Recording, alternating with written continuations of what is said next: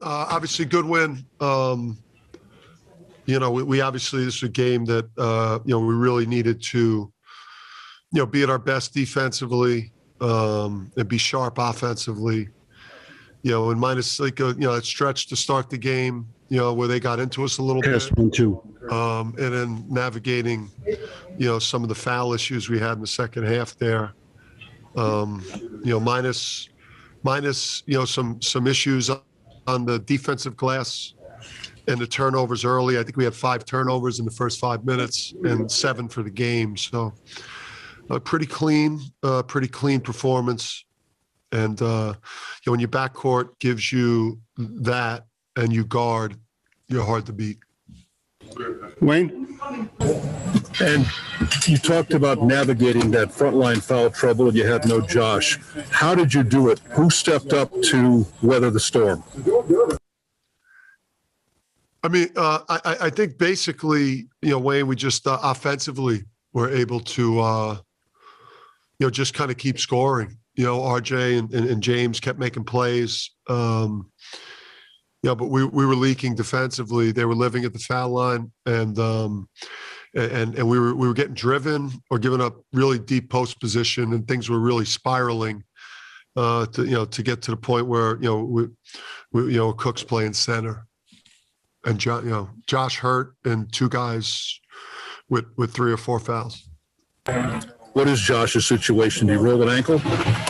Yeah, rolled an ankle. I mean, I don't know the severity of it. And then once again, R.J. Cole, just phenomenal. And once he got going, it was almost – is this the R.J. Cole you expected to get when the season began?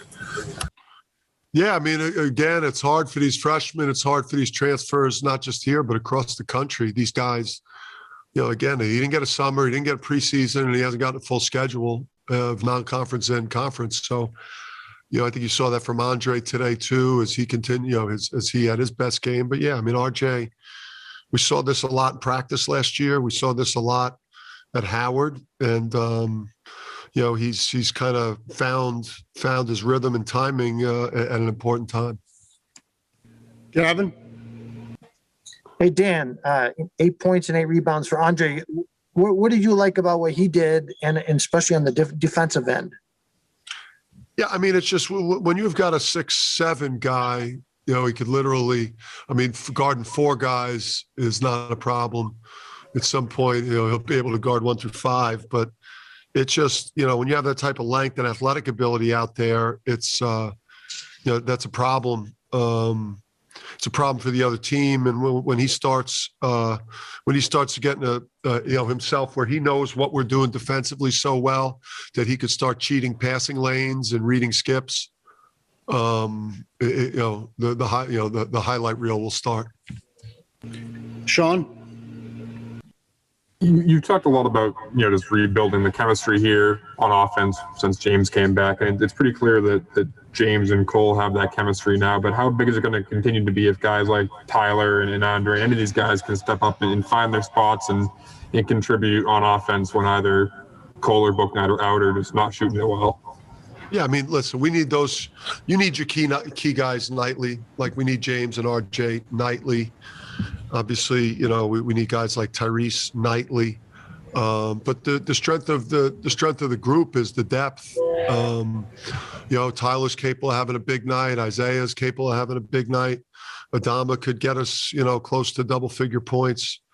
Gaffney, I thought, when we were leaking in the first half, he was pretty good, Gaffney. So we the depth, the strength of the group is, if we have our point guard and James playing at that level, depth, rebounding, and defense could take you, to a pretty good season. Adam Zagoria?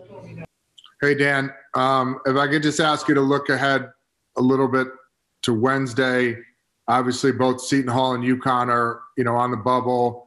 They're going to have fans there for the first and only time this season.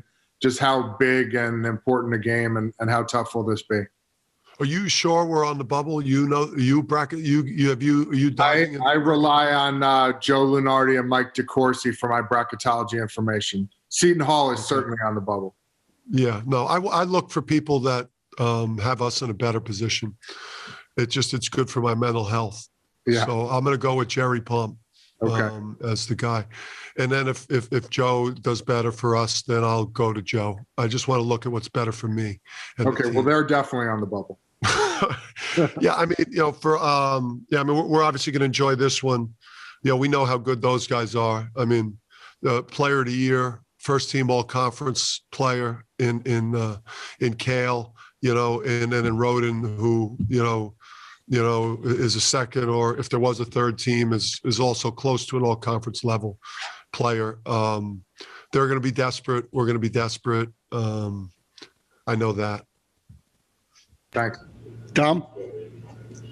Yeah, Dan, as you've watched RJ kind of grow and adjust and mature and go from maybe the low point earlier in the year against Creighton to what you're seeing now, what's impressed you the most? What for you has been the key to his growth or evolution through the year?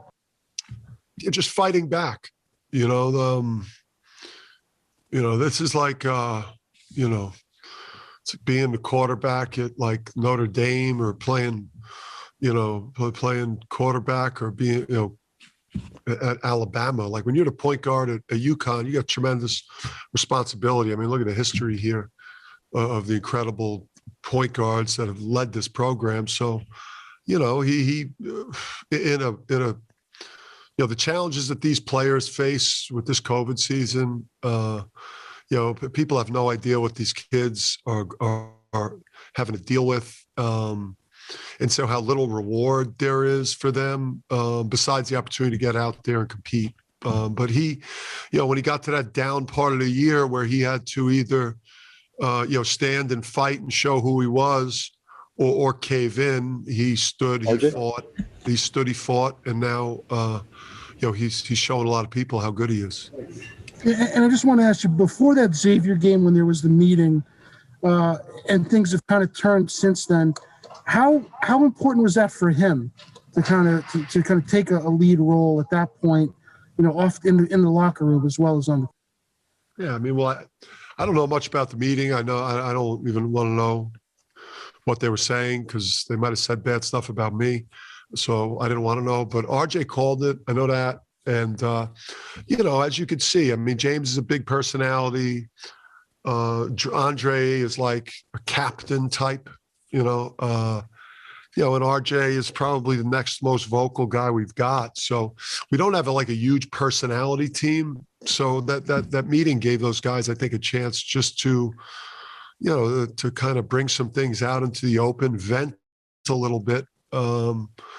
Whenever you're vulnerable, and you let other people know, like things that are bothering you, I think that takes tremendous strength to show vulnerability. And they all showed a lot of vulnerability in that meeting, and then they all collectively picked each other up. Dan Barletta? I have to go Renee Brown.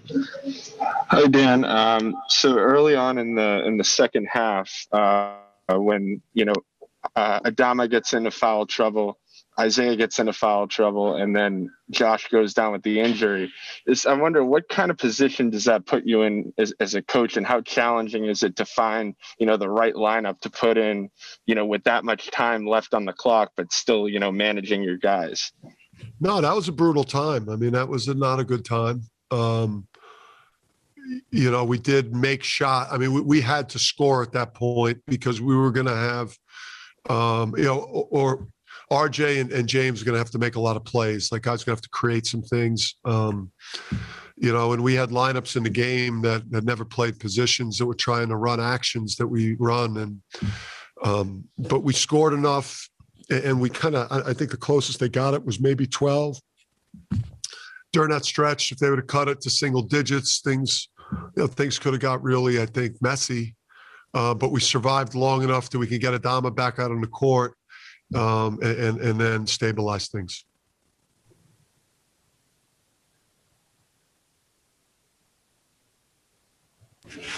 Gavin? Multiple people. Dan, you've won 4 or 5 during a time you've kind of had to have the wins. What does it kind of say about the team's mindset and approach that they're able to play this well? We've come a long way. I mean, I don't think that I don't think we don't think people understand how far we've come in 3 years. To this point, obviously, we've got a lot further to go to get it to the level that this place belongs at. But that the culture, and the older guys that have helped us build this, and the younger players that have bought in,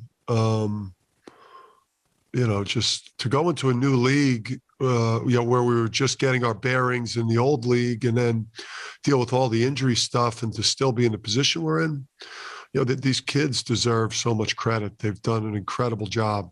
Incredible. Neil? Dan, you said after the Providence game that you weren't going to lose again at home. Was that a confidence thing? Was that motivating the guys a little bit? Maybe a little both?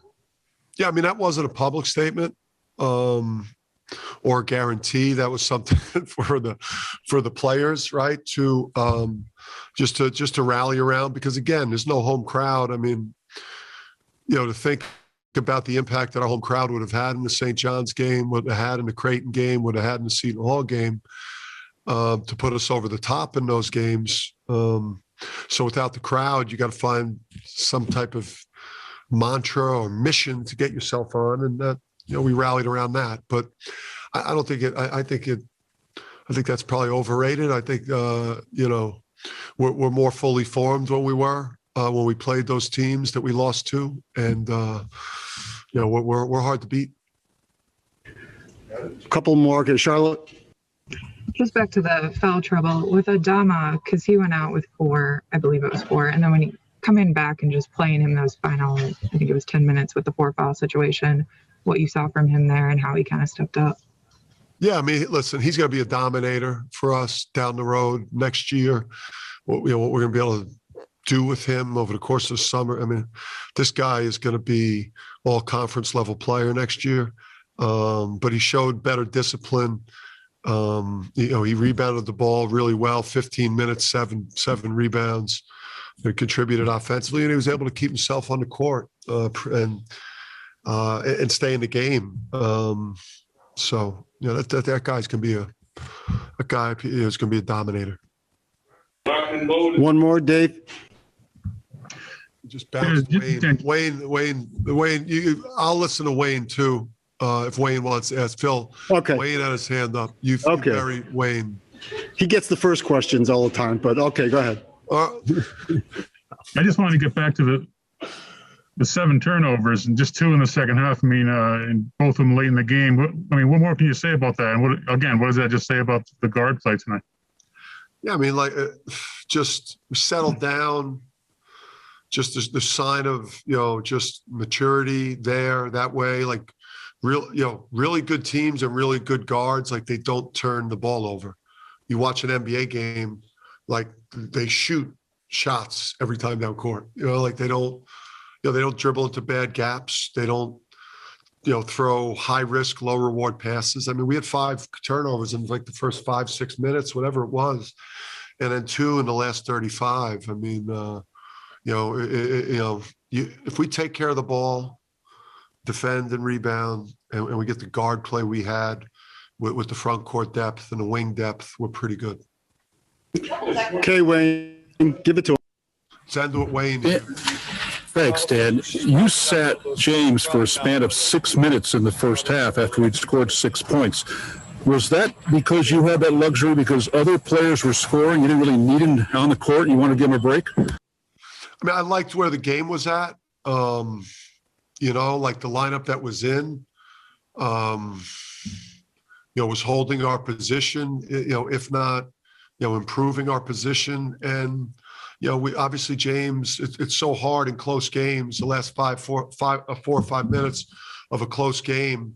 There's so few guys that can just go and make those plays at the end of the game. So I was kind of thinking a little bit, having the opportunity to play him more in the second half. And with the way the team was playing, that was a luxury to let him get more rest there, just save his legs in case we needed him to really close.